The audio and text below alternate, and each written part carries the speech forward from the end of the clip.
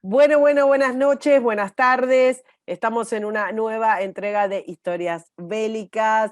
No es un podcast, es un programa ya que hacemos junto a mis compañeros Jorge Vigo. ¿Cómo estás, Jorge? Muy bien, Karina, ¿cómo están todos? Y Guillermo Laferrier. ¿Cómo andas, Guille? Hola, ¿qué tal? ¿Cómo andan? Bueno, como les dijimos la vez pasada, tuvimos que dividir el SOM en dos porque era muy complicado y teníamos muchas cosas que explicar, muchas imágenes que mostrarles. Así que vamos a seguir con la segunda parte del SOM. Acá, ¿qué estamos viendo, Jorge? Bueno, acá estamos viendo prácticamente todo el frente occidental y es interesante este mapa porque focaliza Verdún, que es la batalla iniciada por los alemanes y donde ellos ponen su mayor interés, y el Somme, que es la batalla que estamos por abrir, digamos nosotros, en la intención de que los soldados alemanes que estén en Verdún vayan al Somme y disminuyan la presión aquí en el sector. Es interesante para ver la distancia, están bastante separados uno de otro, lo que de un punto de vista técnico es bueno porque entonces las tropas que se muevan de un lado al otro no podrían tener el doble propósito de estar en una batalla o en otra con facilidad. Así que habría, en caso de que los alemanes cedan, una obligatoriedad de abandonar Verdún para ir hacia el Somme. Ahora también te tiro una cosa, ¿no es cierto? En el capítulo anterior, ¿no es cierto? Sí, Nosotros discutimos el hecho de que con sus más y sus menos, los alemanes tenían un comando unificado, ¿no es cierto? Es decir, sí. tenían alguien que decidía, para bien o para mal, pero alguien que mandaba. En cambio, el tema era muy horizontal del lado aliado, y esa gran separación entre el Somme y Verdún conspiraba un poco entre ellos, ¿no es cierto? Porque al abarcar tanto espacio, donde vos tenías que maniobrar con fuerza, daba más lugar a problemas cuando no tenés un mando unificado. Quizás no soy claro con lo que estoy diciendo, ¿no? Sí, no, claro. Es Sí, decir, la semana pasada además estuvimos explicando los problemas de comunicación y demás. Claro. claro, el espacio favorece la idea general de la operación, pero por las condiciones, como decía Guillermo, del mando aliado, se le hace mucho más complicado coordinar ambas batallas Sí. o los efectos de una y otra, ¿no? Este mapa también nos muestra algo que es importante y que conjuga también, mirá con qué uso del español que estamos haciendo, ¿no? Impresionante. Para alguien educado en el interior profundo de Entre Ríos. Pero el hecho del Somme está próximo al canal, es decir, Sí. es un lugar de zona de influencia británica. ¿A qué voy? A lo que hablamos la semana pasada. El ejército británico que está operando, que puede impresionar por la cantidad de divisiones que mete en Francia, es muy poco representativo para lo que significa la magnitud del esfuerzo de guerra francés. Eso por un lado.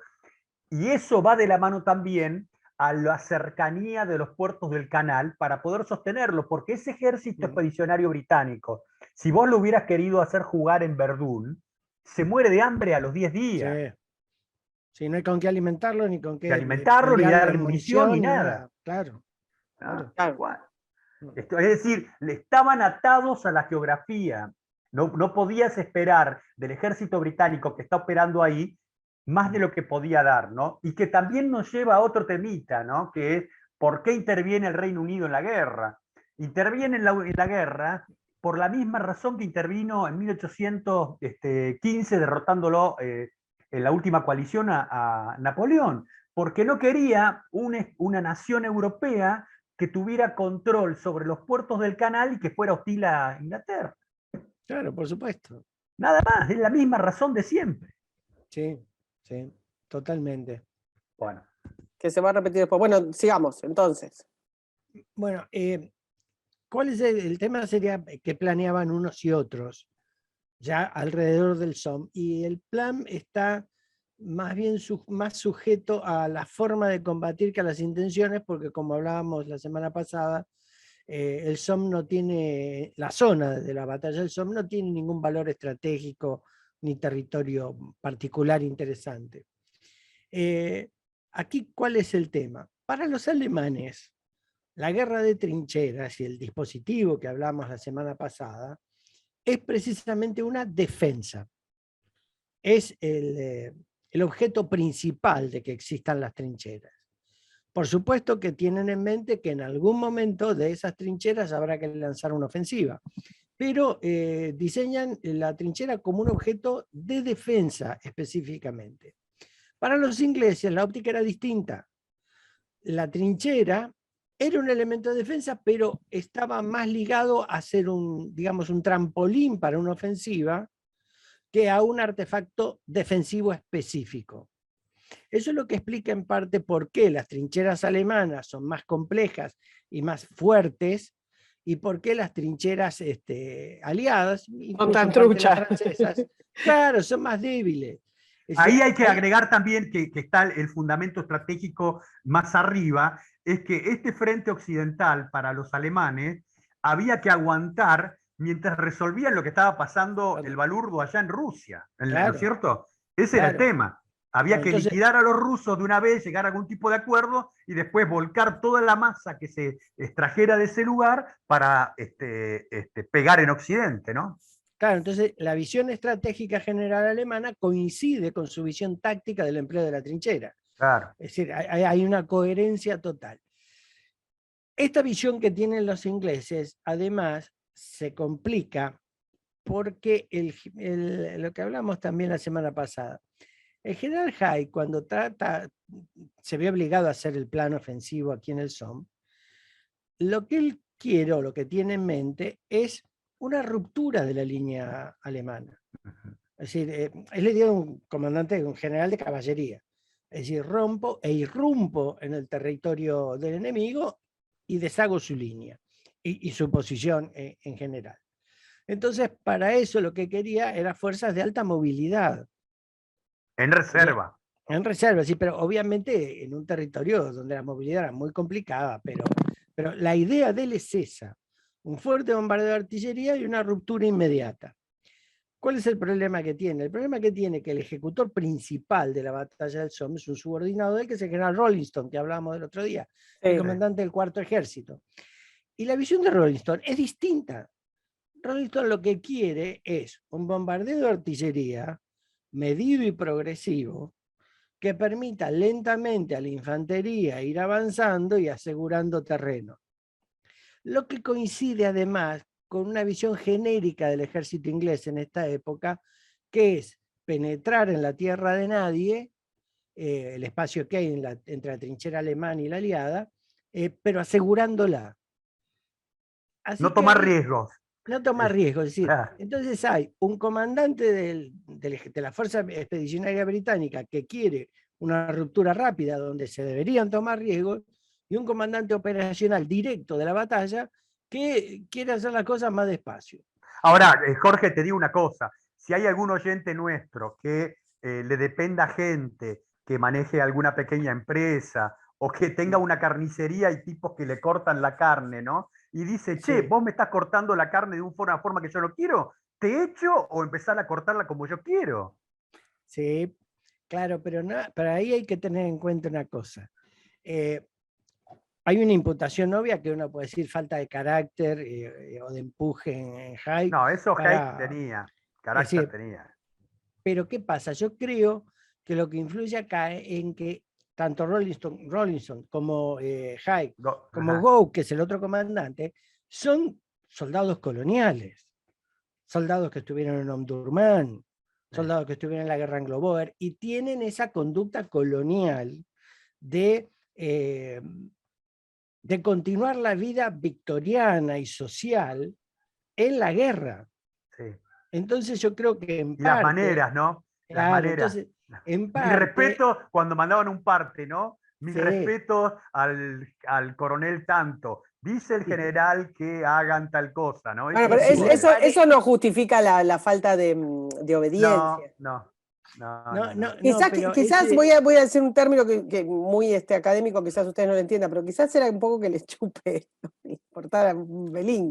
No, es un problema cultural. Es una sociedad que no pelea. Cuando uno ve las guerras coloniales, tampoco, aun cuando hay problemas de este tipo, ninguno le corta el rostro y el cuello a nadie. Son muy prolijos. Claro. Rápido. En el motín de la India, un coronel le propone a un comandante general degollar a un príncipe indio, y el general le dice, no, pero eso está mal. Y el coronel va y lo degüella igual, Mm. y el coronel siguió su carrera, nadie lo sancionó y no pasó nada. Es decir, hay como un valor de convivencia social más importante que la batalla misma. Si como Claro. decís, no les importaba, no sé, pero tiene una manera de actuar. El tema es que acá Hayek va a terminar corrigiendo un poco la visión de Rollins, pero también cediendo un poco la de él.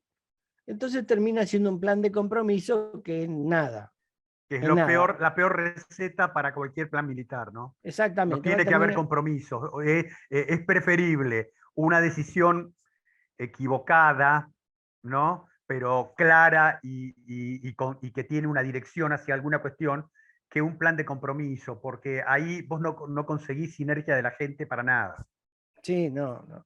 No, y además porque, por ejemplo, en el plan de Hayek, o pongámoslo al revés, en el plan de Rawlinson, el bombardeo era muy prolongado de artillería, y en el plan de Hayek era más reducido en función de aprovechar rápidamente la sorpresa. Ah, tal Y cual. bueno, y terminaron reduciendo un poquito, pero Rawlinson después lo extendió. Es decir, terminó en nada. Terminó realmente en nada. En un plan de, Che, bueno, y para salvar. decir, y refrendando un poco este tema que decía Jorge, Karina, sobre las maneras, el amigo Go venía de un Ah, motín. sí, también. Él se había amotinado en una rebelión en Irlanda y sin embargo siguió con su carrera, ¿viste? Sí, claro, Es todo un temita. es complicado, es decir, es complicado para el que le interese estudiar las conductas sociales de los oficiales de las guerras coloniales inglesas que se arrastran hasta acá, es un tema fascinante. Mm, Hay cosas raras por todos lados. sí. Bueno, llegado aquí, eh, lo que tenemos son este plan de compromiso, medio de ruptura y medio de avance asegurado, frente a una posición de por ahora von Belov, que ha plantado una defensa firme, que la ha multiplicado a una expensas de faltar a las órdenes de Falkenhayn, que es el jefe del Estado Mayor alemán, porque la defensa la construye él solo, y ha construido una defensa profunda, como hablábamos el otro día. Esa triple línea de trinchera, que es una sola trinchera y que tiene una profundidad entre 1500 metros y 2000 metros, bueno, de esas hay 4 separadas una de la otra entre 2 y 3 kilómetros. Así que es una defensa Es una ciudad de monstruosa. topos. Sí, Claro, pero sí, es una distancia que también lo habíamos mencionado, que tomado a los parámetros de la Segunda Guerra Mundial en adelante, es irrelevante, pero para los sí, parámetros de la Primera Guerra Mundial era tremendamente difícil de poder alcanzar y la cantidad, y eso, esa cantidad de bajas que se producían solamente en llegar a la primera línea del sistema, primer sistema de defensa de trinchera, ya te estaba hablando de un esfuerzo impresionante. sí. Claro. No, incluso porque en el plan de Rawlinson, que es el que ejecuta realmente, la infantería nunca iba a tener que avanzar más de 2 kilómetros. Claro. Y eso implica una exposición al fuego brutal, brutal. Lo que explica la cantidad de bajas, ¿no? Claro, Después. hacemos como para explicar que concretamente y por qué no se les ocurrió que iban a tener esa cantidad de bajas. ¿Qué- qué- Eh, cómo no lo no sé. cómo no lo vieron? A mí me parece que había una cuestión de, y no tenía que ver con, esto que voy a decir no tiene que ver con un desprecio hacia la vida humana de los tipos que le dependían, pero sino como una suerte de entender que era el costo de, ¿me comprenden? Es decir, Sí, pero nadie podía Sí, pensar que podías tener en la primera jornada, no sé, 50 no, muertos. los primeras jornadas, los 60.000 bajas de la primera jornada, los superó. Eso fue sí, choqueante, pero insistieron. Pero a lo que voy es esto: a 2 años vistas del inicio de la guerra, los tipos sabían que había un número alto de bajas que se iba a sufrir. Eso lo tenían en claro. De ahí la sí, preparación que hubo por parte de los británicos para el Somme, que les llevó semanas, semanas y semanas de sí. grandes tareas de acarreo, de munición, de hombres, de planeamiento, todo ese tipo de cosas. pero me parece que daban ya por sentado que iba a haber una gran cantidad de bajas, no el número que tuvieron, ¿no? Sí, no, y además, en función del crecimiento de la tecnología, las guerras venían teniendo bajas cada vez más numerosas desde 1850. Es decir, no ahora que está de moda hablar del fenómeno de la rana, bueno, casi le pasa eso al sistema militar europeo. Tienen cada vez más bajas y no encuentran salida a eso porque los planteos tácticos que deberían disminuir el número de bajas son cada vez peores. Entonces terminan no teniendo noción. Y como yo decía el otro día, cuando vos tenés un sistema de ferrocarriles que te repone casi todas las bajas de la mañana a la tarde, también el ser humano tarda en darse cuenta Sí, sí, del gasto que está haciendo. Es decir, exacto. parece un Si no tonto, lo hacían pero por estrategia, tendrían que haberlo hecho, aunque sea por un tema, de una cuestión de economía de personas y tampoco. Bueno, claro, los alemanes recién en el 18, con la ofensiva del Kaiser, toman sí, conciencia de que no tienen más gente y hacen una ofensiva haciendo cosas totalmente diferentes a todo lo visto durante la Primera Guerra Mundial. Lo que pasa es que los agarran en una etapa donde ya no ni tiene, siquiera sí. las capacidades tácticas que desarrollaron para esa ofensiva les sirvieron. Exacto. Claro, ya no tienen con qué. Sí, pero hay una cosa cierta. Ese cambio que sufren los alemanes y que también todos los aliados estaban tratando de formular, es producto del reconocimiento de la cantidad de bajas. Claro. En algún momento dijeron, así no podemos seguir peleando, hay que cambiar la forma de pelear porque no se puede morir tanta gente. Es un aprendizaje excesivamente costoso en vidas, pero fue realmente así. No hay otra ¿Sí? manera de explicarlo. Y vuelvo a lo que decíamos también el otro día. Esa táctica mala la sabían muy bien y la desarrollaban muy bien. Pero Entonces no además hay otra eran... cuestión, el ciudadano, el que estaba en la retaguardia, eh, sabía que iba a morir mucha gente, es decir, ya desde mucho tiempo, de años, sabía que la guerra significaba la Sí, muerte de muchos miles de jóvenes. Eso, o sí. sea, como que había una costumbre, un conocimiento cultural, Mm. algo arrastrado de que sabían de que eso. Oye, no hubo en el Reino Unido manifestaciones realmente que hicieran tambalear el tema de la guerra, no, Sí, no por la hora. pasó, no No, no, pasó, no. No, incluso fue un efecto lento, claro. sí, que digamos cuya reacción se produjo primero en el frente de batalla antes que en el frente interno. Eh, y la verdad fue muy costoso al final de la guerra porque hay una cosa que también hay que tener en cuenta. La Primera Guerra Mundial no termina en 1918 para las sociedades. ¿Por qué? Porque una vez cerrada la guerra, en cada ciudad europea había inválidos de guerra por la calle. Así que el dolor de la guerra seguía vivo. Recién ahí las sociedades toman conciencia del desastre. Los gobiernos un poquito antes, los militares antes, pero la sociedad, y recién al cierre de la guerra terminan de darse cuenta del problema. Exacto. Así que, Bueno, avancemos eh, entonces.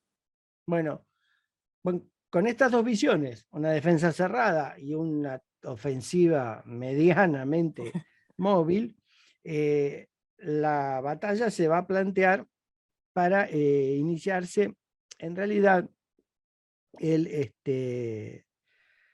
30 de junio, y los alemanes lo saben. La inteligencia alemana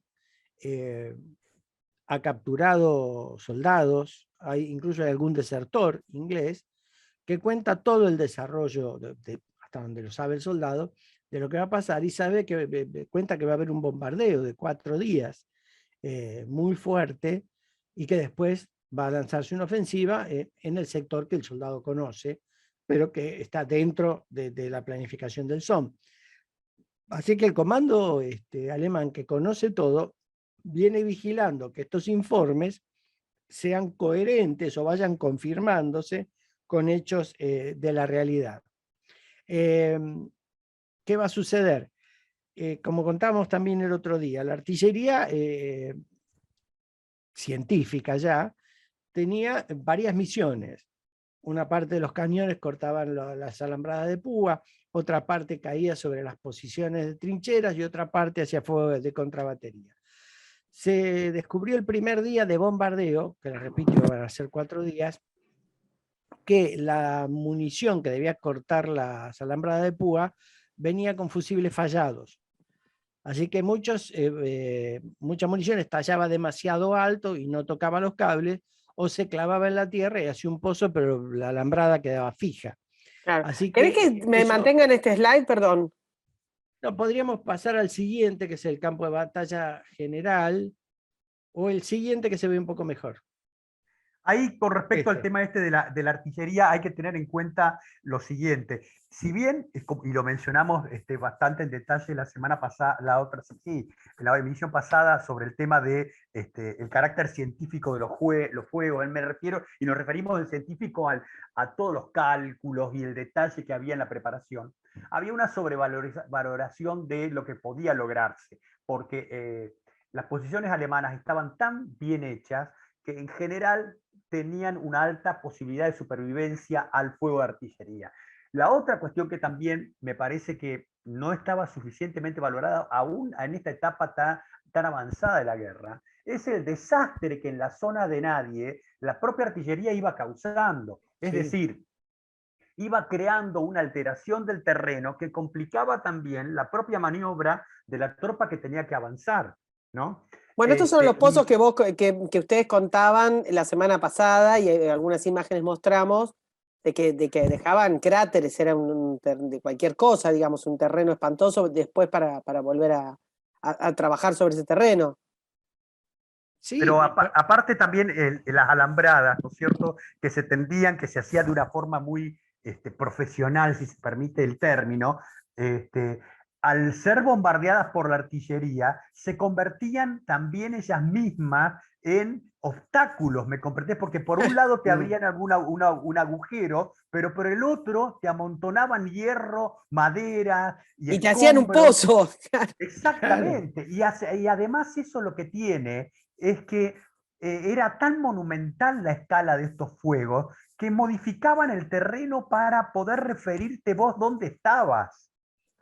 Bueno, claro, eso lo habías comentado vos, Jorge. ¿Cómo es el tema? Los tipos dicen, bueno, a ver, hacemos una línea de cañón, porque la idea fue esa, ¿no? Digamos, agarrar y darle una semana o 5 días con todo, cosa que después avanzaban y no quedaba nada, digamos, de las trincheras alemanas. Esa es la teoría. Esa era la teoría. Una teoría que se resumía en una famosa frase que dice: la artillería conquista, la infantería ocupa. Se suponía que la artillería iba a barrer todo, después los soldados de infantería venían caminando, los más felices, y ocupaban las posiciones alemanas. Sí, mito que se ha comprado a lo largo de la historia militar por siempre, y no suele suceder con los fuegos convencionales, salvo que vos me dijeras, hubieran bombardeado esto con una alfombra, un bombardeo de alfombra de B-52, ¿no es cierto? Entonces, bueno, yo te digo, sí, listo, chau, se acabó. Claro. ¿Me entendés? El mecanismo de uso era, hasta la Primera Guerra Mundial, la artillería disparaba por blancos. Es decir, yo tenía una batería de 12 cañones, a cada cañón se le asignaba un blanco y disparaba sobre eso. Pero aquí hubo un general alemán, que yo mal no recuerdo, se llamaba Bruckmüller, se dio cuenta que aquí, habiendo una línea continua, no tenía sentido. Entonces, ¿qué hizo? Diseñó teóricamente una línea de terreno sobre la cual todos los cañones de cada batería disparaban cubriendo la línea, sin importar lo que hubiera lugar. Exactamente. Claro. Eso se llamaba fuego de barrera. Y después, el paso siguiente fue ir levantando el alza del cañón para darle más alcance y hacer que la barrera barriera el terreno lentamente cada vez más hacia la profundidad del enemigo. El mecanismo de uso era ese, pero como decíamos recién, no barría tanto ni aseguraba tanto, y había una particularidad. En algunas zonas donde hay sobre todo defensas de hormigón y donde la barrera de artillería enemiga se ve, porque se ve que empieza en un lugar y termina en otro, si no hay una continuidad de la barrera hacia los laterales, En algunas zonas, los soldados alemanes que estaban en la punta, digamos, en los extremos de la barrera, se salían de la posición, dejaban pasar la barrera de claro, artillería y después volvían a la trinchera. claro. A Porque ver, no, además de espera que no entender- entendí eso. ¿Cómo es? De vuelta, de vuelta. Claro. ¿no? Claro. Imagínate, la barrera es una línea imaginaria que van bombardeando el terreno permanentemente. Esa barrera termina, tiene extremos. Yo tengo 12 cañones, puedo disparar con 12 cañones. Sí, Entonces, si esos extremos no están cubiertos por otros cañones, quedan al aire. claro. Cuando yo, que recibo el fuego, veo venir esa barrera con extremos abiertos, me salgo de donde va a pasar la barrera y me voy a donde la barrera no está. La barrera pasa y yo después vuelvo al lugar donde estaba. Y eso lo habían ¿Entiende? calculado. O sea, la primera te toma de sorpresa, la segunda ya sabes cómo vienen. Tenés un patrón. No, que la ves venir. La ven porque- venir siempre. La ves venir, porque no es que la barrera te la lanzan, ¿no es cierto?, directamente sobre la posición. Y los tipos apuntan con tal calidad que toda la barrera te cae, por ejemplo, Claro. 5 metros adelante tuyo. Eso ya es una eficacia, ¿me comprendés? Eso ya causa una conmoción terrible. Eso es muy difícil de lograr. Entonces, lo que es un rodillo de fuego, una barrera de fuego que empieza 100 metros adelante de la trinchera tuya y va avanzando, la van llevando hacia adelante, ¿me comprendés? Entonces, Claro. el tipo el enemigo la ve venir esa cortina que avanza. Pero además, como esa barrera es lineal, ¿no es cierto? No quiere decir que esté adaptada a las diferencias que tiene el terreno y a las posiciones que están enemigos. Es decir, los tipos no han hecho su posición con una regla. Claro. Y los fuegos que van cayendo tampoco están marcados con una regla uno al costado del otro, tienen profundidades y van variando. Y van variando también con la munición que se va utilizando o con un error que tenga el apuntador. Hay un montón de cosas que pasan. Bueno, y acá hay una cosa que también hay que señalar, ya que tenemos este mapa. En la parte baja del mapa hay unas unidades que están pintadas de verde. Sí. Ese es el ejército francés, que también participa de la ofensiva del Somme. Ahora, ¿qué pasa? Porque cuando uno ve, se habla poco del ejército francés en el Somme, pero cuando uno lo ve, hay una progresión más exitosa en el lado francés que en el lado inglés. Uno de los motivos es que los franceses dominan mejor la guerra de trinchera que los ingleses. Hacen un mejor uso de la artillería, hacen un mejor uso de la infantería. Entonces es más fácil para ellos, fácil en términos relativos, ir ocupando el terreno. Y acá además tienen una gran ventaja. Para la inteligencia alemana, el ejército francés estaba tan concentrado en Verdún que era imposible que iniciara una ofensiva en cualquier otro lado. Claro. Entonces se confiaron que en el sector francés los franceses no iban a hacer nada. Con lo cual disminuyeron la defensa, es decir, la debilitaron, y eso les facilitó a los franceses, después vamos a ver el resultado, mayor éxito en su lado que en el lado inglés. Ahora bien, vamos a tener 4 días de bombardeo. Tremendo, tremendo. Y con el tema de los fusibles, el ataque va a postergarse del 30 al 1 de julio. Ese día de dilación, la verdad que no provoca ningún cambio ni ninguna alteración, ciertamente. Y el 1 de julio se largan los ataques. Ataques protagonizados en principio por el 4º ejército británico, el general Rawlinson. Los ataques empiezan a obtener resultados muy irregulares, pero en general poco exitosos. No alcanzan los objetivos planeados para el primer día. De hecho, encuentran una muy fuerte resistencia alemana. A pesar de la tenacidad del soldado inglés en ataque, termina siendo contenidos, y lo único que logran es acercarse a lugares como Montauban, Thival, Serré, que es un combate muy duro en el norte, pero no van más allá. Y en este primer día de ataques se produce un número de bajas terrible, alrededor de 60.000 ingleses, de los cuales 20.000 mueren. Claro. Este número es el número que lo va a perseguir a Hay durante toda su vida, porque Hay va a estar asociado a la victoria a través de la muerte de sus soldados. Realmente no es tan así, no es tan así, pero es lo que todavía hoy en Inglaterra es fuente de discusión, no solo académica, sino de discusión hasta diaria en el mundo del ciudadano inglés. Y este primer ataque provoca una conmoción terrible, porque además, ¿qué es lo que sucede? Como las comunicaciones son tan malas, y como contaba Guillermo, aunque eran mayormente cablegráficas, telefónicas a través de cable, y muchas veces se cortaba, había zonas donde el ataque era muy sangriento, pero los comandantes superiores no estaban enterados. Y zonas donde había combate sangriento, el comandante superior se enteraba y ordenaba que se cesara ese ataque, pero la orden de cese no llegaba al frente. Ahora, Así que, te voy a preguntar, esto nunca lo entendí bien. Los tipos bombardean, cuando son los sí, bombardeos no están mandando al soldado de a pie. Sí, lo están Bombardean. mandando. Pero al mismo momento, o sea, No, yo pensé que bombardeaban primero y después dicen, bueno, ya está, no, ahora vamos a avanzar. en el bombardeo, cuando en el ataque hay un bombardeo que estaba comentando Jorge, que es el de ablandamiento de las Ese. posiciones, los obstáculos que tenían los alemanes. En ese no. Pero cuando la infantería inglesa avanza, como lo dijimos la semana pasada, con ese rodillo de fuego que la va protegiendo, un rodillo que va 100, 150 metros adelante de ellos, ¿no es cierto? En teoría, ese rodillo de fuego que va adelante, avanzando adelante de la infantería, va haciendo que el enemigo, cuando le va cayendo, va a tender a ocultarse, a guarecerse, y que cuando se asome otra vez porque ha pasado el fuego, tenga la infantería ahí cerca. Ahí está la infantería y le salta arriba.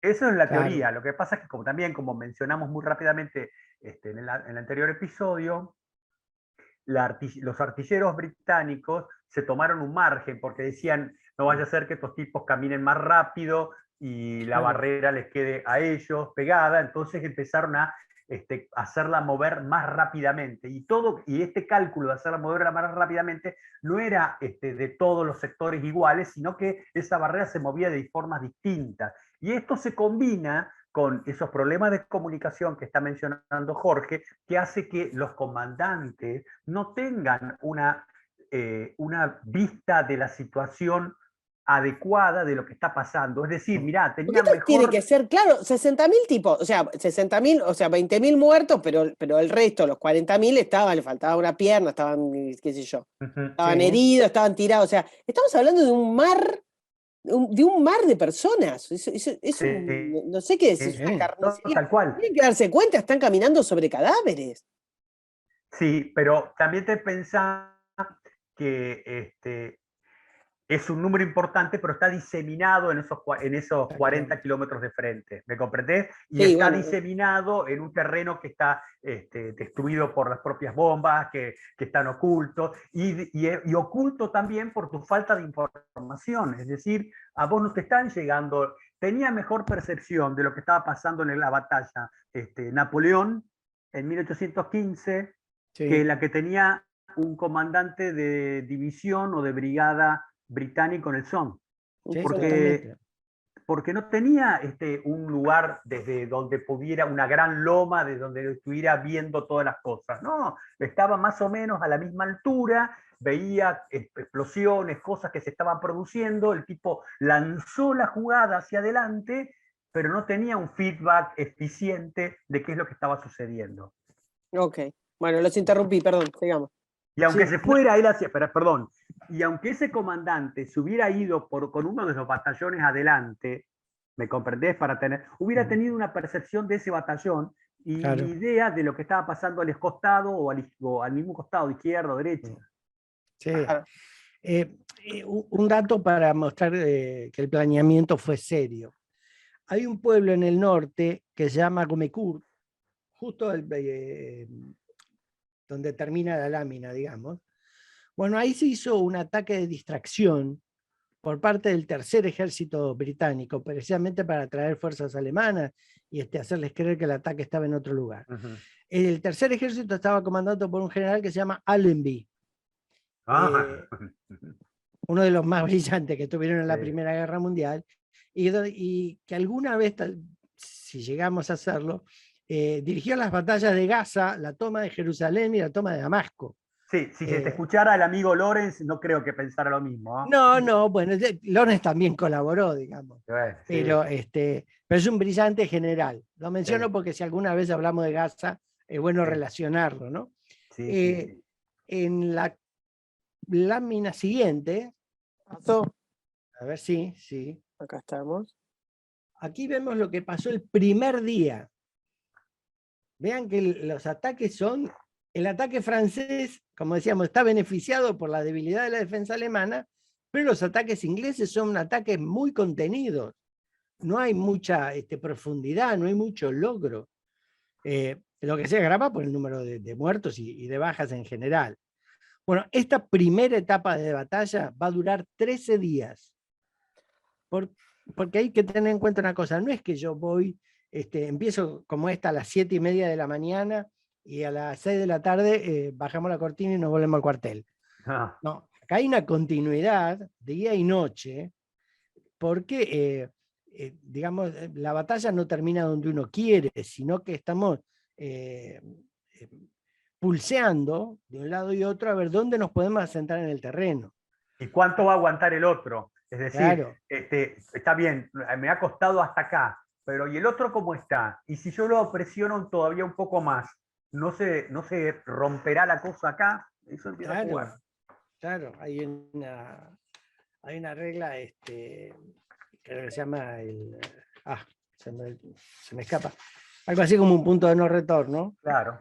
Donde yo sé que atacando tengo que ganar antes de ese punto, y defendiendo sé que tengo que hacer que pasemos ese punto para saber que gano. Y Ese después de tema 60.000 técnico. bajas, no podés decir que no lograste nada. No, aparte, claro. a los 13 días, ¿cuánta gente tenían? ¿Cuántas bajas tenían? Mirá, Una locura.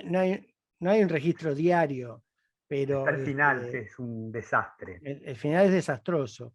Pero en promedio se calcula que en la Primera Guerra Mundial las bajas eran 5.000 por día. Claro. En promedio. Así que, o para tomar un ejemplo, en pocos días más va a empezar la ofensiva rusa, la ofensiva Brusilov que mencionábamos el otro día. Exacto. La ofensiva Brusilov dura casi 2 meses y tuvo 1,5 millones de muertos. Los británicos van a tener 420.000 bajas de todo tipo en toda la campaña, en toda la batalla del Somme. Y los franceses 200.000, que lo tenían más livianito. Y los alemanes alrededor de 500.000. Sí. Así que esto también, estamos superando el 1.000.000. Sí, es monstruoso.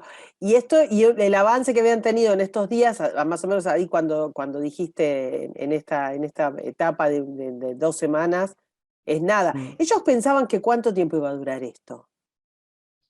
No, el plan era que la batalla obviamente fuera más corta y no durara como duró hasta noviembre. Sí, casi 6 meses. Claro, sí, pero pensaban que, digamos, en 3 meses podría ir conquistándose toda la profundidad del dispositivo alemán. Lo que pasa es que además, en ese cálculo hay que tener en cuenta la intención de Hay, que era visto desde ahora, ¿no? La fantasía de que el frente alemán se iba a romper y se iba a desbandar. Claro. Era una fantasía, pero tenía un apoyo en esto. En esto le doy la derecha. Los tipos, ellos juzgaban, ¿no es cierto? Los alemanes vienen de haberse jugado el todo por el todo en Verdún. Sí. ¿No? De haber tenido su propio el Somme en ese lugar, una carnicería tremenda. Los franceses los aguantaron, los tipos no pudieron reventar el Verdún. Entonces pensaron, les pegamos en otro lugar donde el frente está estabilizado, no pasa absolutamente nada, les pegamos por este lado y hay posibilidad de que los tipos no tengan capacidad de reaccionar y podamos penetrar. Y no se dio. Sí, por eso decía, es una fantasía vista desde hoy. Claro. Lo que sabemos nosotros. Pero en el momento no era una locura. No era una locura. Pero eso sí impide decir, bueno, ¿cuánto tiempo vamos a tardar? Era como decía un poco Guillermo hace un rato, sigo empujando hasta que el otro se caiga. Claro. especulando qué tan cansado está. La batalla, por supuesto, como decíamos, va a seguir hasta noviembre. Hay sucesivos ataques, sucesivas ofensivas en distintos lugares, con mayor o menor profundidad. Es un recorrido por pueblitos franceses. Sí. Poitiers, Guillermont, Guinchy, Flers, Morval, qué sé yo. Sí, y es interesante, en la placa siguiente, este es un ataque inglés, en Guillemont. Fíjense que hay un círculo verde. Sí. Ahí está la escala. Esas rayitas representan 200 metros. Miren el movimiento. Están peleando en 600 metros de profundidad. Claro. Es nada. Es impresionante, es nada. Y fíjense, esto es una brigada británica, no, a ver. Sí, es una brigada británica. Sí. 3 batallones lanzándose allí, y miren la cantidad de unidades alemanas que vienen del otro lado. Claro. Está bien a nivel de compañía, porque eso también hay que verlo. Ese interés que tenían los ingleses de avanzar seguros hacía que atacaran en grandes grupos. Los alemanes, por el contrario, tenían la idea de atacar en grupos más pequeños y hostigar los movimientos ingleses, ir dañándolos e ir con esos pequeños ataques, ir retrasándolos, ir desarmándolos con eso. Así Pero que además, son dos sistemas de combate. Exacto, pero fíjate, en esta misma placa, hacia la derecha, del lado alemán, todos los elementos que están, hay reservas todavía de ellos. Es decir, que suponiendo el caso de que cualquiera de estos elementos británicos hubieran penetrado y hubieran tenido espacio libre para, digamos, maniobrar y mandarse, ¿no es cierto? Iban a chocar contra otros elementos alemanes que iban a llegar. Sí, no hay quizás en un combate más abierto, quizás, como eran al principio de la guerra, de esta guerra, ¿no? del 1914, pero no es que se les abría a ver como en Saint-Lô en el 44, que se hace un bombardeo brutal en el sur de la posición en Normandía, ¿no es cierto? Se abre una brecha y por esa brecha te mando el tercer ejército y empiecen a correr los alemanes. No hay nada, no hay posibilidad de No hay hacer posibilidad, eso. no es que acá abrí un camino para ir a Berlín. Es más, había una localidad, creo que se llamaba Bapau, una cosa así, que era un objetivo, digamos, de profundidad para alcanzar en el Somme, y no era nada con respecto al dispositivo completo de todo lo que estamos hablando acá en el frente. Claro, o sea, llegaban al pueblo, ponerle que ganaban, que avanzaban estos metros, estos poquitos metros, llegaban al objetivo y nada, digamos, no es que no habías conseguido nada. Por ahí pensaban que iban a poder abrir una gran brecha y atravesarla con reforzar esa brecha, consolidarla y a través de ella hacer pasarla a la caballería que tenían pastando bien en la retaguardia. ¿Qué es? Es difícil de entender, es difícil de entender. Sí, es una guerra fascinante, pero difícil de entender lo que va pasando. Sí. Es muy difícil de entender. Con nuestros ojos, cuando nos ponemos con la mente de un tipo del siglo XIX, como son los chicos que están conduciendo acá, y empieza a tener otro color. Un poco más de sentido. Otro color. Ahí, en la placa siguiente, puse 2 de estas. Hay un gráfico que es muy interesante, la verdad el artista estuvo muy inteligente. Si ustedes miran el perfil de los árboles, en la superior, ese perfil está abajo, sobre la derecha, en el borde. Es decir, acá el artista lo que hizo fue mostrar el lado inglés en la parte superior y mostrar el lado alemán en la parte inferior. Claro. Los alemanes están disponiendo una ametralladora de donde eventualmente los ingleses van a empezar a salir. Este es interesante y la otra también. Y la modificación del terreno, Jorge, porque vos estás viendo que una hondonadita de Morondanga, diríamos en Paraná, ¿no es cierto? Sí. Es significativa para que del otro lado te pongan una ametralladora. Sí. Hay una cuestión que les querría también acotar acá, que aún cualquiera de las tropas de cualquiera de los bandos, ¿no? llegados a la trinchera enemiga, y vos decís, asalto a la trinchera enemiga, les caigo arriba a los tipos, pelean a la bayoneta con las palas, con lo que sea, matan a los tipos que están ahí. Después hay que hacer la limpieza de la trinchera, es decir, tenés que recorrer la trinchera, los distintos vericuetos que tiene la trinchera, y sacar a los tipos que están por ahí esperando, emboscados, para atacarte. Nosotros no tenemos una dimensión de lo que esto significaba. Y la tensión que generaba en esos soldados que venían del desgaste de estar marchando sobre la tierra de nadie, luchar por hacerse de la trinchera, limpiar la trinchera y saber que encima, después de eso, si no los relevaban, iban a tener que seguir por la segunda línea. Sí. Claro. Es un esfuerzo brutal y es un poco lo que explica por qué los combates en las trincheras eran tan sangrientos. Es tremendo. Porque es raro un combate cuerpo a cuerpo tan violento como el de la Primera Guerra Mundial. Ni en la Segunda Guerra Mundial se dieron. Ni en la Segunda se dieron. No, ni en la Segunda. Es decir, sí, se dieron lugares como... Acá se dan escenas que se ven en Stalingrado. Sí, claro. Se van a dar escenas como se ven en Stalingrado. Exactamente. O en la conquista de Manila. Claro, sí, lo que pasa es que acá es todo así. Claro. Es decir, no es una batalla, es todo así, es terrible. En la placa siguiente tenemos algo parecido a lo que vimos. Aquí también otro ataque, aquí la escala es la misma, 200 metros, y fíjense que no hay gran profundidad de operación acá.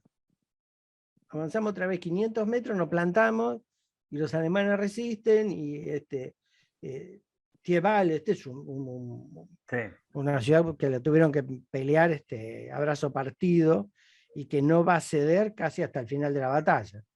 Pero es muy poco, y es todo así. Pequeño, sí, pueblo por pueblo, pocos metros, poca profundidad, no hay solución de la batalla, no hay solución, no hay nada. No hay nada, es decir, es metro a metro, metro a metro, a un costo de vidas terrible. Pero hay que aceptar que es la condición de esta guerra. El precio en bajas tan alto es la condición de la Primera Guerra Mundial. En el frente occidental. En el frente occidental, por lo menos en el frente occidental. Lo conversamos los otros días en la previa a grabar, a estar conversando de esto. Al tema de la discusión, ¿no es cierto?, de que hay una idea de que la Primera Guerra Mundial es todo el frente occidental. Y lo que está sucediendo en el frente oriental es un frente mucho más móvil. Hay escenas de este tipo, pero es un frente mucho más móvil. Hay combates en África que son expresamente columnas móviles. Ni hablar cuando lo mencionaste ahí a Allenby y sus paseos por lo que es la Palestina y todas esas. Sí, pero digamos que lo que queda, lo que subyace, lo que en general se tiene. Lo que queda es esto, es el frente occidental. La inmovilidad, esa cosa de la trinchera de un metro de nada, de esta cosa estática de no moverse y de estar tanto tiempo en la trinchera. Es lo popular, lo que se conoce popularmente. Claro. Lo que pasa es que además sucede en el lugar donde hay mayor concentración de soldados. Claro. Es decir, yo no puedo mantener 400 kilómetros de trinchera si no tengo suficientes soldados. Y acá había, los hubo cuando se inició. Después, cuando empezaron a disminuir, como dijimos el otro día también, cambiamos el sistema, dejamos la trinchera, aplicamos otra cosa. Pero había soldados suficientes. Y eso también... El tema médico supongo que no le importaba a nadie. Comida, digamos. No, sí importaba. No había mucho. Había mucho y había en los dos bandos todo un sistema establecido de distintos niveles para la evacuación, que tenía problemas de evacuación desde que vos te causaban la baja, es decir, cuanto más lejos te estabas de la trinchera con la cual habías partido y eras baja, era el problema del acarreo y todo ese tipo de cosas existía. Pero había pensado todo, por ejemplo, los británicos hablaban de las dress stations que estaban próximas a las trincheras para poder asistir inmediatamente, había hospitales de campaña, había una infraestructura compleja de evacuación importante, con los impedimentos, las dificultades de operar Entiendo. en la tierra de Pero nadie. digo, no ¿no? tenían problemas logísticos, esto precisamente que me estás diciendo, y el tema de la comida y de la ropa y de. O sea, porque es No, como. No. a ver, en el sistema médico era, estuvo la verdad, bastante bien desarrollado porque incluso ya casi para el SOM había incluso camilleros que avanzaban con los soldados. Claro. Y de hecho, la medicina en la Primera Guerra Mundial Avanza muchísimo. avanza mucho y se empieza a tomar muy en serio lo que después va a ser, pero las primeras ideas, lo que es el estrés postraumático. Sí. Los primeros estudios van a empezar acá. Hay cosas que Ahora, no pueden evitar, por ejemplo, el tifus y claro, ese tipo de enfermedades que vienen por la presencia de ratas y todo ese tipo de alimañas, Claro. eso no lo van a poder evitar. Pero hay sí, por ejemplo, fumigación de los soldados cuando van a Sí. retaguardia para ser rotados. Hay todo un sistema, inclusive para los caballos, Sí, inclusive claro. para el ganado, para los ganados, inclusive todo lo que es, hay sistemas de matadero para alimentar con carne fresca a las tropas. Ah, mirá. Claro, la logística en general no es decir, es compleja porque son muchos, obviamente, pero las distancias son tan cortas que Claro. no es tan difícil de administrar. Es decir, porque el tema cuál es, yo tomo la comida, por decirlo de alguna manera, la llevo a un puerto, la desembarco, la pongo en un ferrocarril y después la distribuyo en las cabeceras de las divisiones de infantería. Y de ahí se distribuye a cada brigada, batallón, compañía y demás. Las distancias finales y la distancia mayor va a ser del puerto al comando de la división. Que Pero eso de la tenés tren división, y convoyes eso con ya se camiones. entrena. Claro, y después con camiones o carros y demás, las distancias después no terminan siendo tan grandes. Entonces, la verdad, la logística no es un gran problema en la Primera Guerra Mundial. Si no, hubieran tenido problemas para concentrar las masas de fuego de Y para artillería llevar que tantos usaban. tipos también, claro, exactamente. Claro. Claro, claro. En la placa siguiente hay otra vez la doble imagen de un lado y del otro de la línea. Y esto es interesante porque fíjense las defensas alemanas. Son de material, subterráneas, bien preparadas. Bueno, contra esto los ingleses tenían que pelear. Ah. Es una monstruosidad, una monstruosidad. Porque de donde están saliendo esos soldados ahí, en esa imagen de abajo, son de posiciones de protección, es decir, no son trincheras. Son lugares donde cuando viene el fuego de artillería sobre la trinchera, los soldados van a refugiarse. ¿Está? Claro. Y Sí, cuando sí. pasó el fuego, salen corriendo a ocupar su puesto para poder combatir. Mientras que los ingleses están ahí a pelo, a Sí, nada. apenas, más vale. Exactamente, no nada. Claro, porque además ni siquiera saben lo que hay. Exacto. Van avanzando hasta descubrir algo.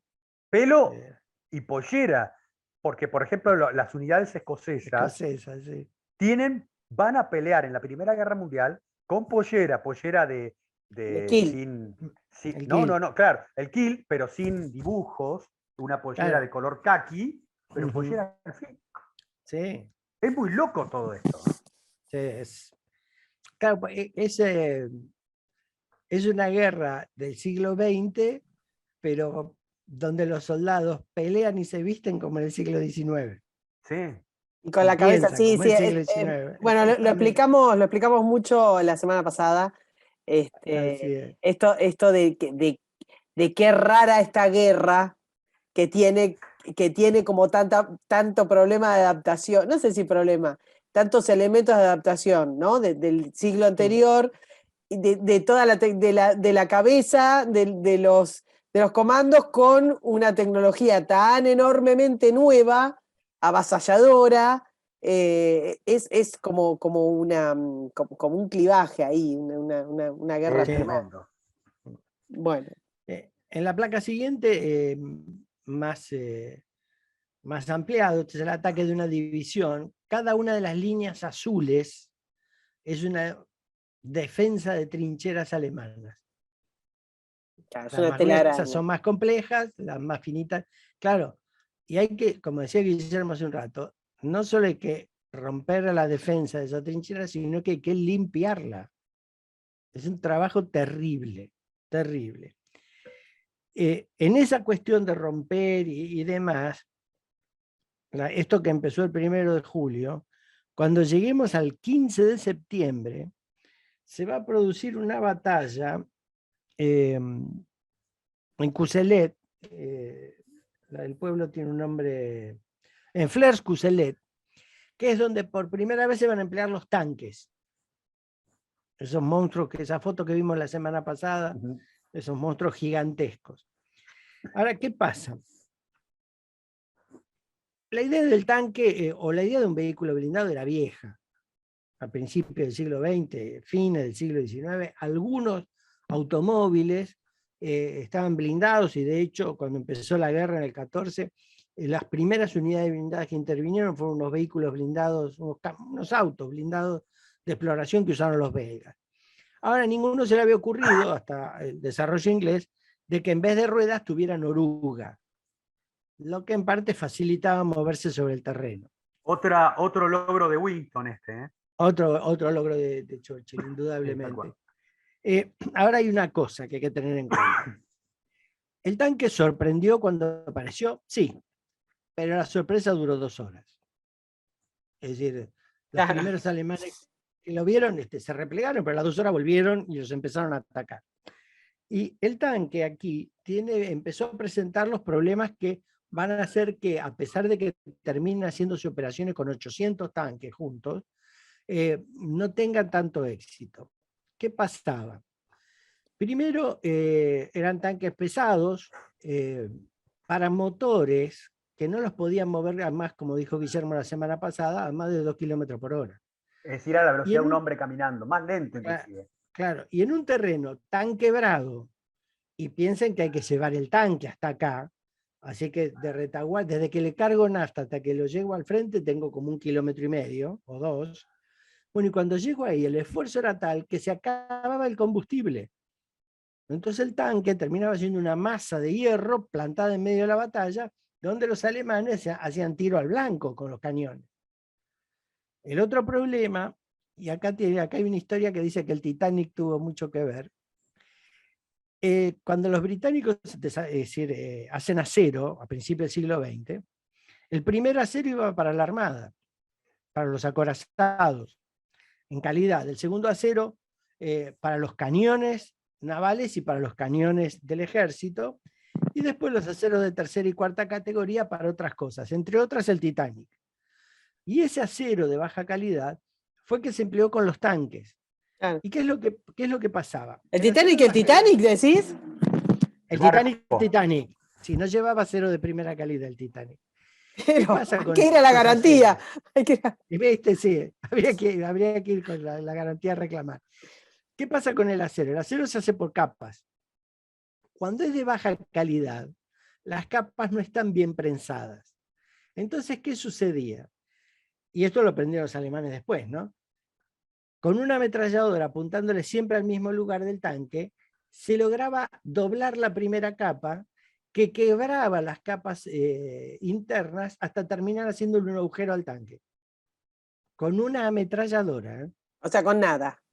Con nada. ¿Y qué pasa? Al quebrarse esa placa, saltaban esquirlas para todos lados y hería a los tripulantes. Y como el motor estaba descubierto y había gases de nafta por todo el tanque, hasta el tanque se podría incendiar por una chispa. Sí, pero a pesar de todo eso, el tanque que desarrollan los alemanes es un adefesio. Cuando uno ve las fotos, es peor todavía. Es peor. Parece ser, ese sí que parece uno para los autos locos, ¿no? Claro, directamente. El tema era, la idea era muy buena, pero la tecnología no alcanzaba para reforzar la idea. Eso es lo que hace que cuando, a la medida que la guerra avance, haya muchos modelos de tanques, del Mark I inglés, el AB-7 alemán, como decís vos, Guillermo, recién. Sí.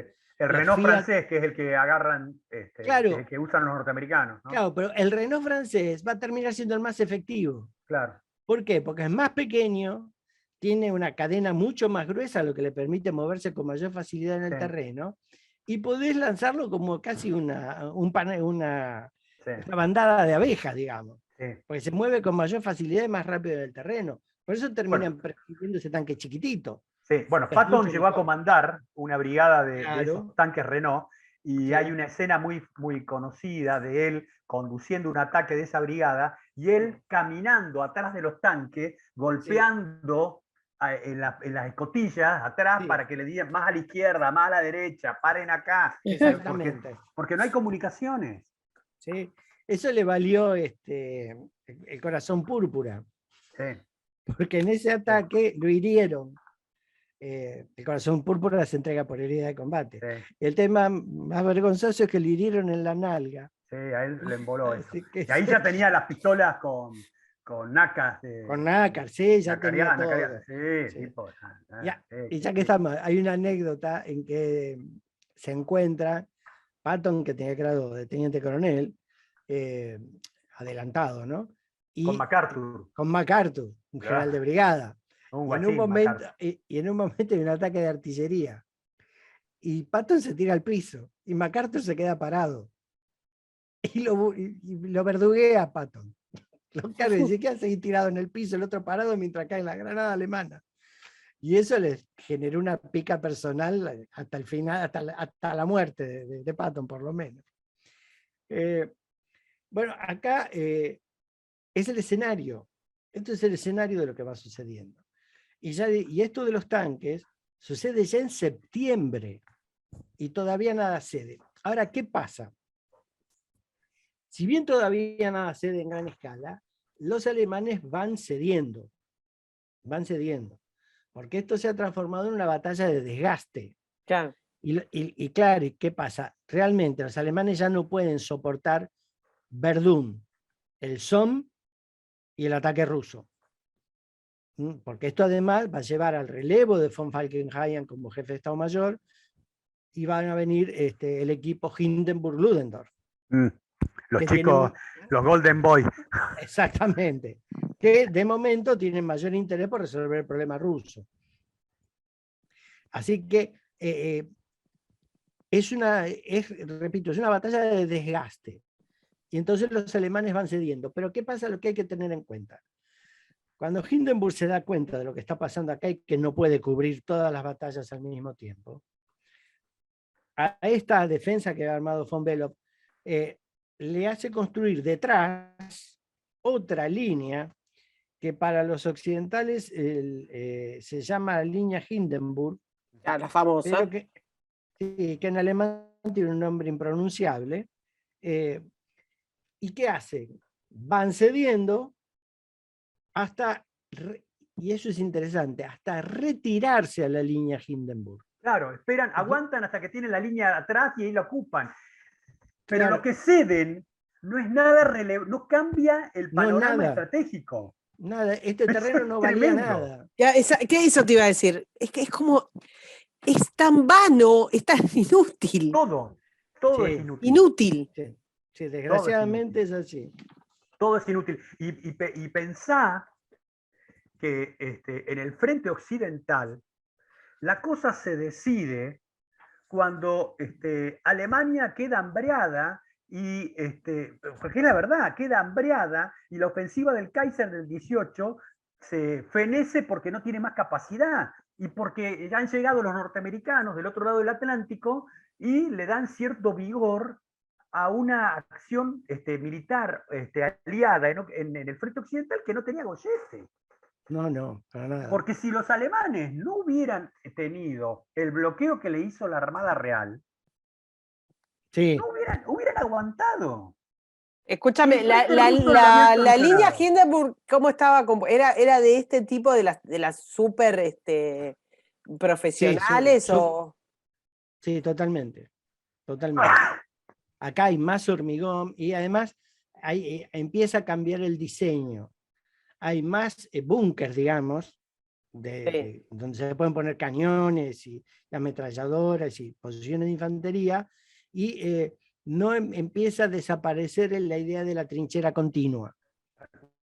Empieza a hacer la idea de que cada búnker a través del fuego cubra el espacio entre sea ambos. más autónomo.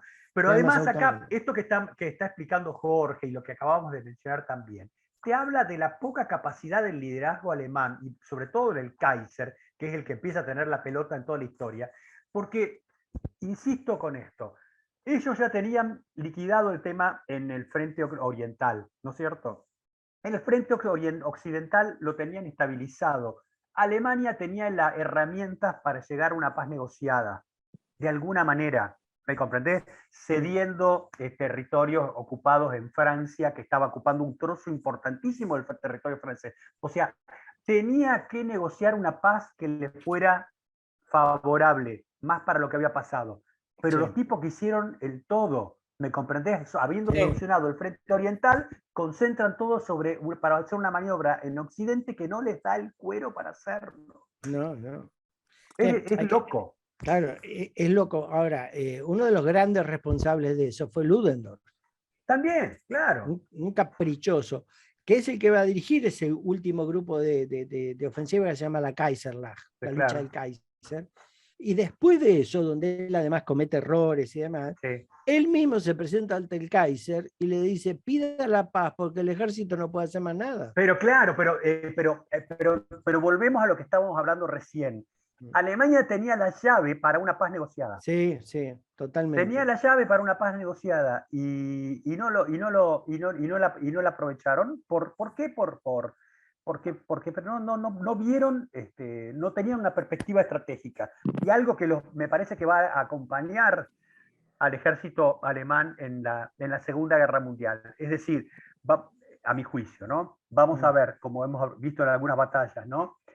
Un ejército muy hábil tácticamente, muy hábil operacionalmente, pero con severas falencias estratégicas, para no saber venderle al poder político las limitaciones que todo el empleo del recurso militar tiene. Claro. Sí, totalmente. Totalmente. Bueno, avancemos, que nos estamos quedando cortos. Sí. Después de septiembre, los alemanes empiezan este plan de repliegue y retirada ordenada, y entonces uno ve que las batallas que van sucediéndose empiezan a tener un poco más de movilidad, un poco más de profundidad y demás, pero no constituyen en sí mismas una victoria, es decir, tienen más espacio de movilidad porque los alemanes se están yendo. Sí. No hay ninguna otra explicación. Aún así, esto no se va a cerrar hasta noviembre, que es la última gran sesión que hacen los alemanes en su repliegue, y porque además el esfuerzo llegó hasta acá.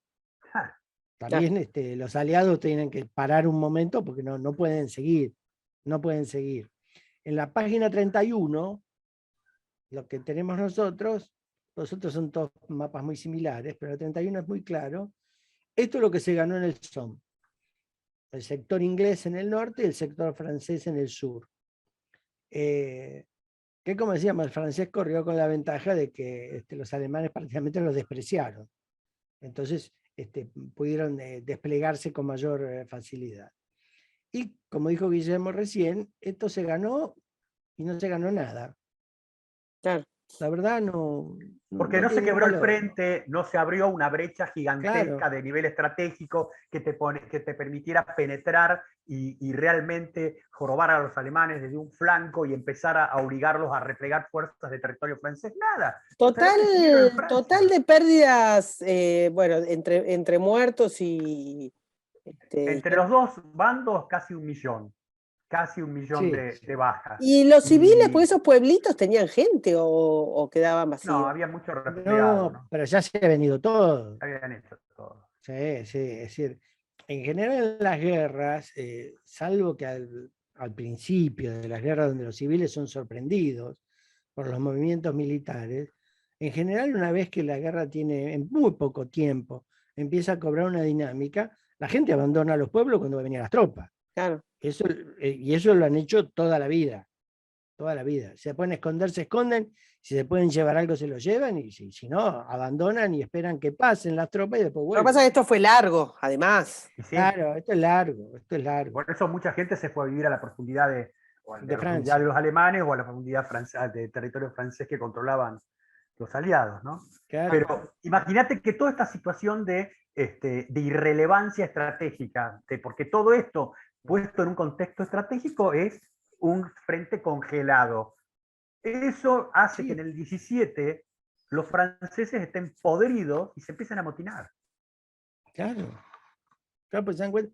Es decir, los franceses se dan cuenta que pelearon todo esto por nada. Lo Claro. empiezan a ver en todos lados.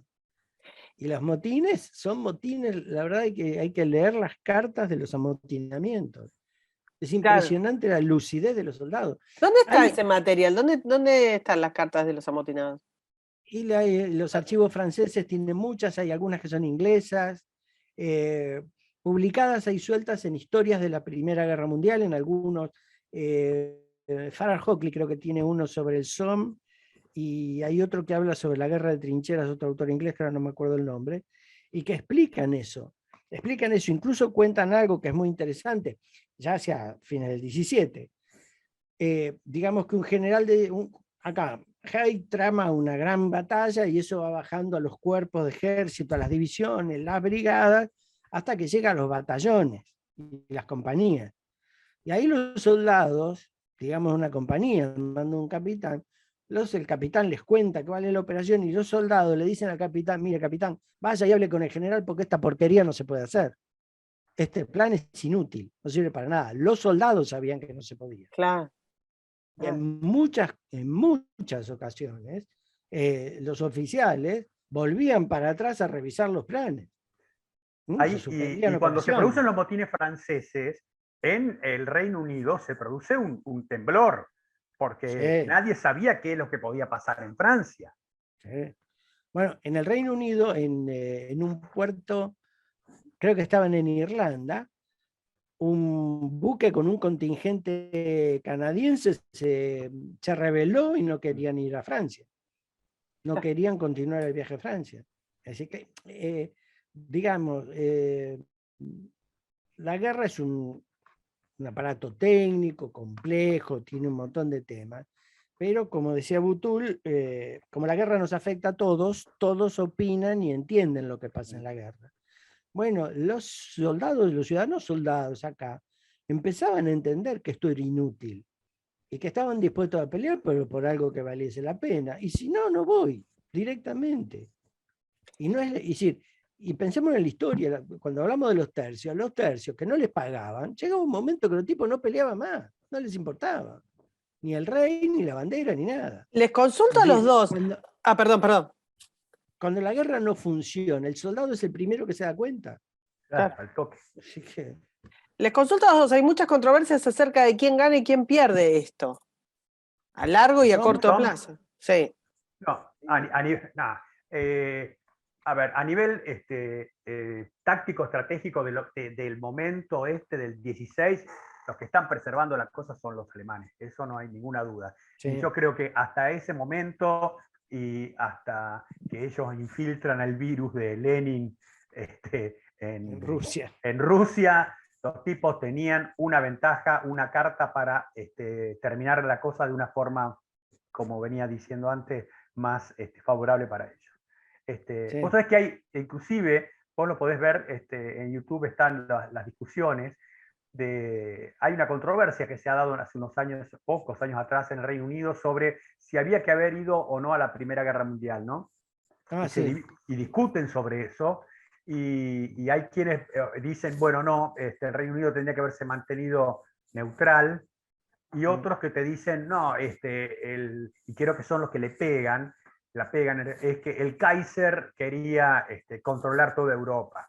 Y yo creo que en el fondo es así, porque si no, no te explicás cómo el tipo, como insisto, como decíamos, tenía la llave para lograr una paz ventajosa. Es como ese tipo que es un jugador empedernido, claro. Ya es el momento de retirarse y redobla la apuesta en el paño, ¿no? Una cosa de loco. Sí, viendo o pensando cómo era Guillermo, es entendible que el tipo no quisiera ceder. El otro. Es decir, Willy. Sí. No, Guillermo, Willy. Sí, el primo Willy. El primo Willy. Porque eran todos parientes. Bueno, es decir, la famosa foto entre Nicolás II y Jorge V, que parece gemelo. Tal cual. Claro, Willy, por el carácter que tenía, sus problemas físicos y demás, difícilmente hubiese cedido algo, es decir, aceptado algo diferente a una victoria total. Yo creo que la tuvo que aceptar a regañadientes porque no había más remedio y porque ya... Y abdicó. Claro, Baticoy se fue, o sea, no había nada más para hacer, se caía todo. Yo creo que ahí pesó mucho eso. Tenemos dos placas que a mí me parecen interesantes, breves. La siguiente a esta. Sí. Esto es una compañía de un regimiento de fusileros de Lancashire que están tomando lista después de una batalla dentro del Somme, dentro del episodio del Somme. El batallón, que debió haber tenido unos 600 hombres, yo lo puse, lo copié como estaba, tuvieron 486 bajas sin haber obtenido ningún resultado. Claro, te das cuenta que es una cosa de un sinsentido. Claro, entonces uno entiende, cuando ve esto, estos soldados saben que su batallón ha perdido el 60% y que ha desaparecido virtualmente, y la próxima vez que salgan de la trinchera, esto lo van a pensar 3 veces, no va a ser tan fácil sacarlos. Y la otra imagen, esto fue un homenaje que se hizo en un monumento que hay en Inglaterra, el recordatorio del Somme. Hicieron como unos muñecos en tela y cubrieron todo el monumento. Cada muñeco representa un muerto. Impresionante. Es impresionante. Yo tomé una de las fotos, hay varias fotos, incluso alrededor del monumento físico, que hacen esto es en el parque. Pero claro, esto muestra también cómo ha calado en los ingleses esta batalla, cómo se ha marcado, ¿no? Y marca la muerte en la Primera Guerra Mundial, tan terrible como ha sido. Peor que en la segunda, si se quiere, sí, por la peor. forma. Sí, por la forma, no por las cantidades, ¿no? Sí, sí, no, incluso por lo que yo decía antes. La Segunda Guerra Mundial, el tratamiento médico estaba mucho más avanzado. Y apareció la penicilina. Claro, era más fácil de tratar y demás. Acá los inválidos de guerra estaban todos los días por la calle. Así que la guerra seguía viva para todos. De hecho, piensen que el ministro de Guerra francés, André Maginot, que hizo la famosa línea, había perdido un brazo en la Primera Guerra Mundial. Sí, había sido sargento. Había sido sargento. El único que se tenía que morir en esta guerra no se muere, que Hitler. Bueno, también lo teníamos Mussolini. El Duce estaba haciendo las suyas en Italia. Si había balas para repartir, en fin, ¿no? Sí, pero bueno, digo. Ese es un payaso. Con tanta. ¿Nos queda algo más para ver? No, yo creo que no. No hay. Sí, lo único que queda es para nuestros oyentes, si alguno quiere seguir la batalla, que tenga en cuenta que hasta septiembre, mediados de septiembre, es una batalla de mucho desgaste y que a partir de septiembre es cuando los alemanes van a empezar a ceder y eso muestra el movimiento aliado. Y como dijo Guillermo, los que dominaron eso fueron los alemanes y no fueron los aliados atacando. Claro, exactamente. Bueno, vamos a ir cerrando. Nos costó esta, es una batalla complicadísima, rara en todos los aspectos. Yo creo que más que se complementa mucho lo que contamos en las 2 veces, porque explica mucho del espíritu de época, de las mentalidades, de la doctrina, mucho de lo que explicamos la semana pasada. Y es una batalla que por lo menos para lo que vemos nosotros y demás es poco conocida, realmente es poco conocida. La Primera Guerra es poco tratada en Argentina, es poco tratada. Nada, ¿viste? Es cierto, eso es cierto. Bueno, Guille, ¿qué tenemos la semana que viene? La semana que viene nos vamos a 1879, nos vamos al África, pero al África, no al Asia, aclaro porque acá a veces hay problemas. Es un continente que empieza está por con acá, A, sobre el empieza Atlántico. Con A, sí, bueno. Y vamos a ver una batalla entre los chicos, los británicos y los zulus. Un desastre para los británicos por subestimar a unos muchachos que los veían con taparrabo, un escudito de cuero de vaca, una lancita, pero los pibes sabían lo que hacían, ¿eh? Exacto, sí. Bueno, y les volvemos a decir que estas batallas las subimos en modo podcast tanto a iVoox como a Spotify, así que si las quieren seguir por ahí, también las pueden seguir, y que se vienen los especiales de Navidad y de fin de año, así que vayan acercándole junto con su pago al CBU de Guille, sus, sus generales preferidos de la historia. Y nada, y nos vemos el sábado que viene. Un abrazo, Jorge, Guille. Bien. Chao, Muchas chao. gracias a todos. Chao, chao.